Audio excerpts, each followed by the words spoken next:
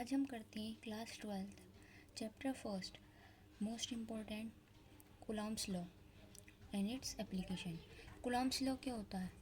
Coulomb's law देखिए, Coulomb's law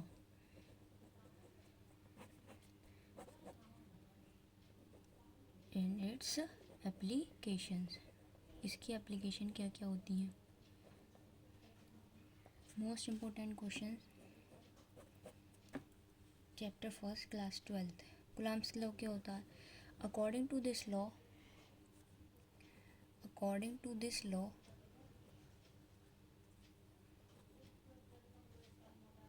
the force of attraction the force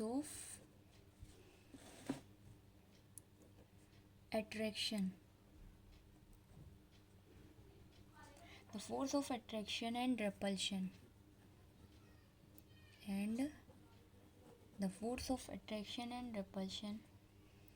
is directly proportional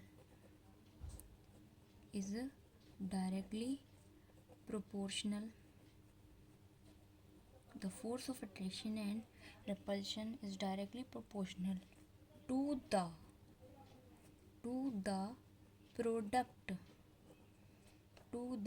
product of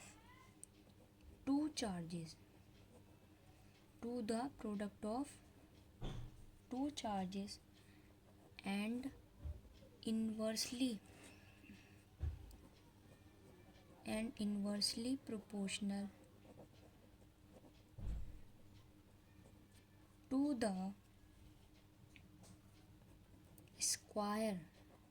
the square of the distance between them। Coulomb's law क्या होता है?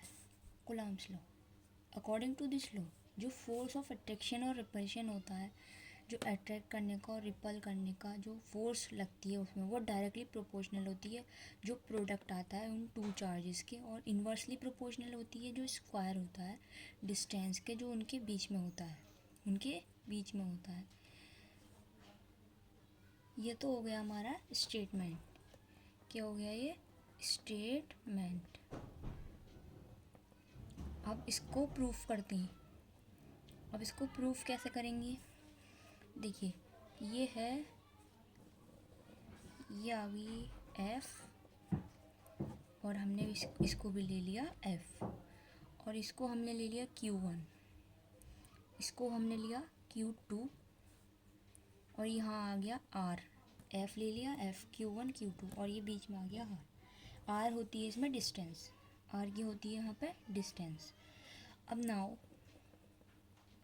जैसा कि हम जानते हैं F प्रोपोर्शनल होता है Q1 Q2 के, F प्रोपोर्शनल होता है Q1 Q2 के, तो ये हो गई first equation. And F inversely proportional होता है 1/r², यानी कि डिस्टेंस का इन्वर्स होता है। F डिस्टेंस का इन्वर्सली प्रोपोर्शनल होता है। तो हम from equation first and second equation, तो ये हो जाएगा F प्रोपोर्शनल के Q1 Q2 ओवर R²। अब यहाँ पे देखें, ये आ गया हमारा F प्रोपोर्शनल। F किसके प्रोपोर्शनल हो जाएगा इक्वेशन फर्स्ट और सेकंड में? Q1 Q2 over R²। फिर यहाँ लिख देंगे F। अब यहाँ K हटाने के लिए हमें इक्वल का साइन लगाना पड़ेगा, तो ये हो जाएगा प्रोपोर्शनल हटाने के लिए, गलती से बोल दिया, प्रोपोर्शनल हटाने के लिए हमें इक्वल लगाना पड़ेगा K Q1 Q2 over R²। अब ये आ गया, यहाँ पर K जो है हम यहाँ लिख देंगे where K is equal to, यहाँ K 1/4πε0 है। यहाँ K की वैल्यू क्या है? 1/4πε0। K की वैल्यू क्या है यहाँ पर? 1/4πε0। नोट कर लीजिए, इसको देख लीजिए एक बार। वो लाइट ज़रा हल्की है तो इसलिए प्रॉब्लम हो रही है। एक के किसके इक्वल हो गया 1/4πε0 के। अब हम एफ तो ऐसे ही रहने देंगे, हमने कहाँ लिया है के इज इक्वल टू 1/4πε0, तो हम यहाँ लिख देंगे k is equal to 1/4πε0 dot Q1 Q2 over r square, Q1 Q2 over r square. ये हमारा फॉर्मूला आ गया और यही कूलॉम्स लॉ है।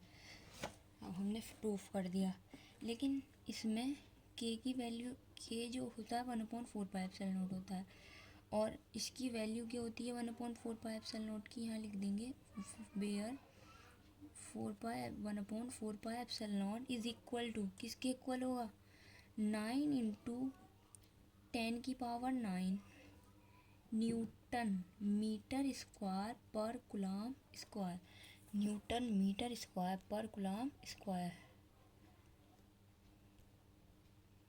न्यूटन मीटर स्क्वायर पर कूलॉम स्क्वायर। अब यहाँ पे जो एप्सिलॉन नॉट क्या है, एप्सिलॉन नॉट कोई बताएगा एप्सिलॉन नॉट की वैल्यू? चलिए एप्सिलॉन नॉट की वैल्यू लिखते हैं। एप्सिलॉन नॉट की वैल्यू होती है 8.85 into 10⁻⁻12 10⁻⁻12 coulomb per newton metre square,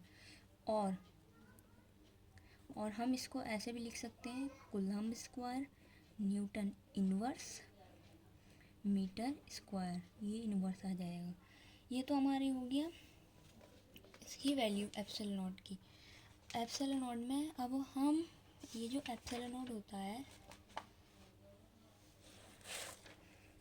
हम एप्सिलॉन नॉट को कहते क्या है, एप्सिलॉन नॉट क्या होती है absolute, epsilon not is the absolute, sorry ये एब्सोल्यूट ये आ गया, एब्सोल्यूट इलेक्ट्रिकल परमिटिविटी होती है, इलेक्ट्रिकल परमिटिविटी। ये क्वेश्चन आ जाता है इसमें एप्सिलॉन नॉट क्या होता है, तो हम लिख देंगे epsilon not is the absolute electrical permittivity of free space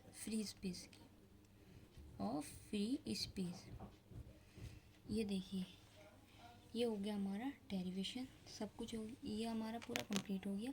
इसकी एप्लीकेशन रह गई है, एक बार आप देख लीजिए, ये पूरा क्वेश्चन सॉल्व है, ये आप देख लीजिए एक बार, ये 1 मिनट, ये देखिए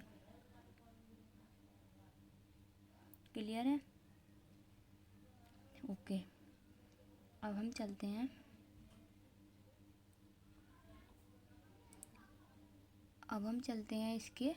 इसके लिमिटेशंस क्या होती हैं, लिमिटेशंस लिखते हैं इसके, limitations of limitations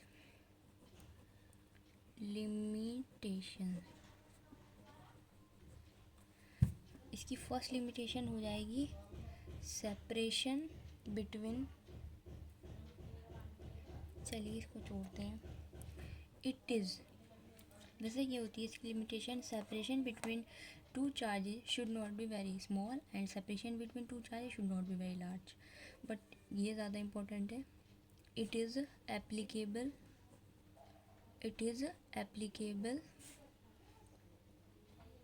only for point charges. ये किस पर एप्लीकेबल होता है, केवल पॉइंट चार्जेस पर एप्लीकेबल होता है। एंड सेकंड भी ये लिख देंगे, it is applicable only for stationary position,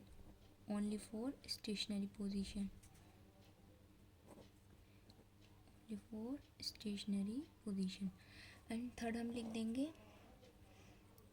ये जो होता है इट इज़ बेसिकली, ये एक्सपेरिमेंटल लॉ होता है, तो लिख देंगे हम it is basically N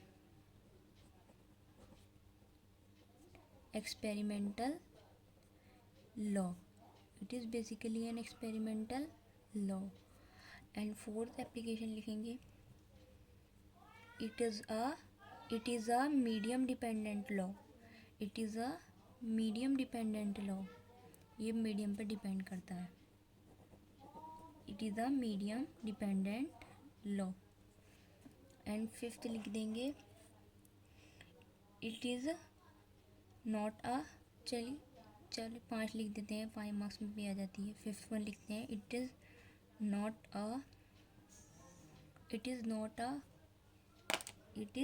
a universal law. क्या नहीं होता? ये यूनिवर्सल लॉ नहीं होता, ये यूनिवर्सल लॉ नहीं होता, तो लिख देंगे it is not a universal law. This is the limitation, this is the limitations of Coulomb's law. यहाँ लिखने हैं limitations of Coulomb's law and this is most important for boards. And चलिए six one जो मैंने पहले बताया था वो भी लिख लेते हैं। Separation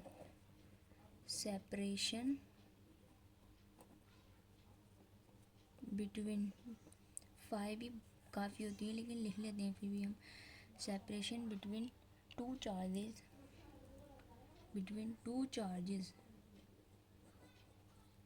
separation between two charges should not be very small। इनके बीच का जो दो चार्जेस का जो सेपरेशन होता है वो छोटा नहीं होता है, ज़्यादा छोटा भी नहीं होता। और ऐसे ये लिख देंगे separation between two charges should not be very large। यानी कि दो चार्जेस के बीच का जो सेपरेशन, यानी कि जो सेपरेशन होता है दो चार्ज के बीच का, वो ना ज़्यादा बड़ा होता है ना ज़्यादा छोटा होता है, ठीक होता है, मतलब मीडियम होता है। ये लिख रहा है ना it is a medium dependent law, तो यही है। ठीक है, बस यही था आज के लिए, और जो भी इम्पोर्टेंट होगा मैं आपको बताती रहूँगी। मेरे चैनल को सब्सक्राइब करें, लाइक करें, शेयर करें। Thank you so much.